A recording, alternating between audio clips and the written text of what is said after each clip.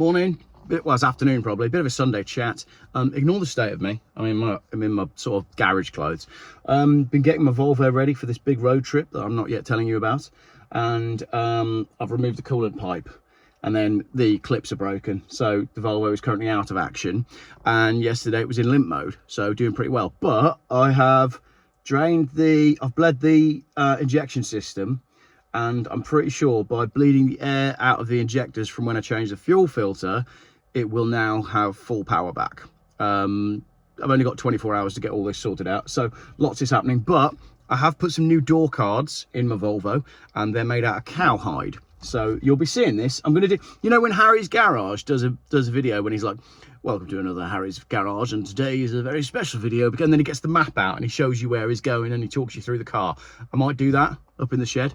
Welcome to Geoff's shed. Not even my shed. Well, that's my shed. Right, I don't want to talk about that anyway. There is a lot going on in this country at the moment that I'm not going to talk about because other YouTubers are covering it in more detail. But essentially, all you need to know is things are kicking off because the Brits are starting to realise that we're being taken for a ride. We're sick of the government spending huge amounts of money on the migrant hotels. Not that they'll tell us how much money is being spent on the migrant hotels, a la Lewis Blackpool, can't remember his name, on Twitter, who's done a Freedom of Information request to ask who is being paid and how much. And the government won't tell us how much of our money they're spending on housing people that are aggressive towards us. So that's going on. And then the women and daughters, mothers and daughters seem to be the one thing that might actually break the government, because mothers and daughters protesting peacefully is quite a difficult thing to police. You can't cast mothers and daughters as far-right extremists when, you know, there's like 7-year-olds in the crowd saying, we don't want to be attacked by these strange people that you're paying to bring over for reasons that we don't know. That's going on, and it's starting to happen up and down the country. And it's also become apparent that the police are in on it because they are taking pro-migration protesters to these destinations where there are anti-migration protests. And some of these pro-migration protesters have also been seen at various other protests, and it's coming out now that they're actually protesters for hire. So Britain's starting to realise that the government is actively working against us, but there might be a little bit of hope. This is in Kent. Reform scraps Kent County Council's electric fleet plans. Reform's leader of Kent County Council, has the KCC, has scrapped. You could make a joke there on KKK, couldn't you? But that's what the people on the left would do, because, oh yeah, Reform, you're all racist. No, we're like just people that would like to see Britain, like, you know, being actively promoted for British people that have lived here and love it here. It'd be nice if something good happened for them. Kent County Council's leader, Lyndon Kemkeran, said the move would save £7.5 million by no longer switching to EVs, and wider plans will save £32 million over 4 years by cancelling its net zero renewable energy programme for its property facilities. A spokesman said the fleet had only transitioned a small number of vehicles so far, with 6 electric vans on its outright owned fleet of 116 vehicles. Electric vans are an absolute joke, and I've got some more stuff, probably for the week actually, I think it might be on the floor down there, about sales of electric vans. And no, let's just dive into this very quickly. Look at this, because this is happening in electric vans. The zero emission vehicle mandate is driving OEM fleet discounts as high as 55%.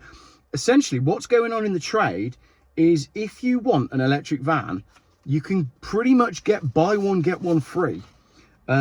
Where was it? I'm sure it says in here that, here you go, you could have, oh no, that's not that bit, but basically it seems that the EVs are, yeah, buy one get one free.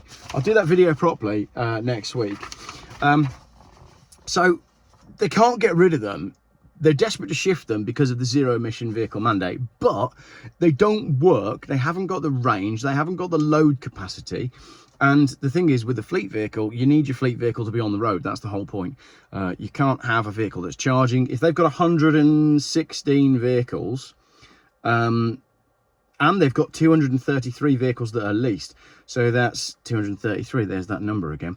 So that's basically 350 vehicles Then they've got to install the chargers for 350 vehicles. So add the cost of that.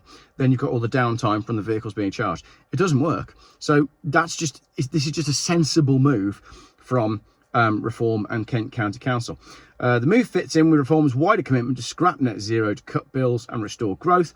The party's policy document states net zero is pushing up bills. We know that, even though the Miliband's promised that net zero would bring bills down. It's doing the opposite.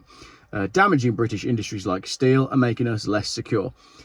I say it again, I don't know why we don't have a government that says we're a small island. We could be the best small island if we prioritise the stuff that we were good at and prioritise the needs of the people that already live on the small island. The fact that there is no one in government that is willing to do that or draft policy that does that shows you that the government is actively working against the people that live on the small island.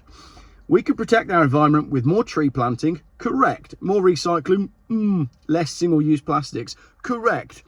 You could, like, if net zero is a thing, right, and we're actually we're actually interested in protecting the planet, protecting the environment, shut down all the soft drink companies. Shut them down tomorrow. We don't need them. They're terrible for your health, which puts an incredible strain on the NHS and all the healthcare stuff, and it's bad for you, everything. We don't need soft drink companies. How about we just stop that overnight? We don't need them. Dear Coca-Cola, please stop. Lots of love, everybody. Reform took control of Kent County Council in May's local elections, ousted the Conservative majority, which had been in place for nearly 30 years.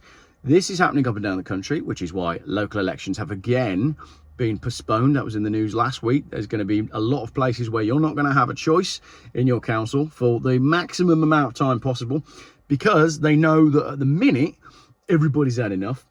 Kem Karan's Department for Local Government Efficiency, DOLGE, D-O-L-G-E, was put in place to identify millions of pounds worth of potential savings, which can be redirected back into vital services. That's what we want as a nation, as a people. We want you to spend the money on vital services, not optional services, like inviting people over here that really shouldn't be here. She said, my team, with the help and support of our own Reform UK DOLGE team, has found these savings in just a few short weeks, and they've done it while undergoing essential training, getting to grips with their new roles and generally finding their way around in a brand new job. So these new people that came in with good intentions went in and very quickly went, oh, look, I can save us some money. We should just stop that. Pointing at the EV. I'm actually pointing at a diesel Volvo, which is quite the opposite, but you get what I mean. KCC had previously worked on its low carbon Kent REVs project to decarbonise vans and transport across the region. Kent REVs encouraged business in 2021 to reduce their environmental impact by trialling an electric van that was made in China and shipped across. I've done it all before. Cargo ship, emissions, bottom of the sea, big fire.